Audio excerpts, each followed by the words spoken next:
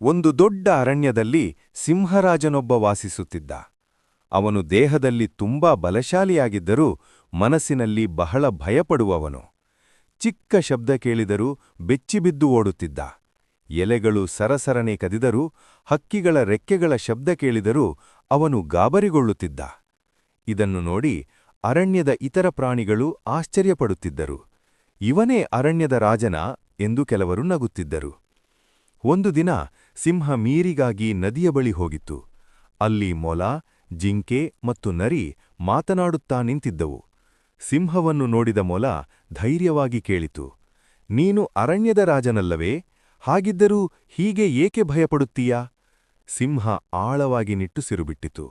ನಾನು ಬಲಶಾಲಿ ಅನ್ನೋದನ್ನು ಎಲ್ಲರೂ ಹೇಳ್ತಾರೆ, ಆದರೆ ನನಗೆ ಧೈರ್ಯ ಇಲ್ಲ.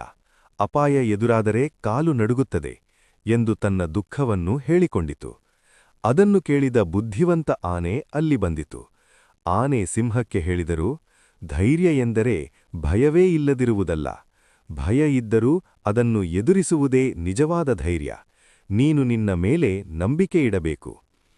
ಅದೇ ದಿನ ಸಂಜೆ ಅರಣ್ಯಕ್ಕೆ ಬೇಟೆಗಾರರು ಬಂದರು. ಗುಂಡಿನ ಶಬ್ದ ಕೇಳಿ ಎಲ್ಲ ಪ್ರಾಣಿಗಳು ಓಡಿಹೋದವು. ಸಿಂಹವು ಮೊದಲು ಭಯದಿಂದ ಅಡಗಿಕೊಳ್ಳಲು ಯೋಚಿಸಿತು, ಆದರೆ ಆನೆಯ ಮಾತುಗಳು ಅವನ ಮನಸ್ಸಿನಲ್ಲಿ ಕೇಳಿಬಂದವು. ಇದೇ ಸಮಯ ಎಂದುಕೊಂಡ ಸಿಂಹ ಧೈರ್ಯ ಮಾಡಿಕೊಂಡು ದೊಡ್ಡದಾಗಿ ಗರ್ಜಿಸಿತು.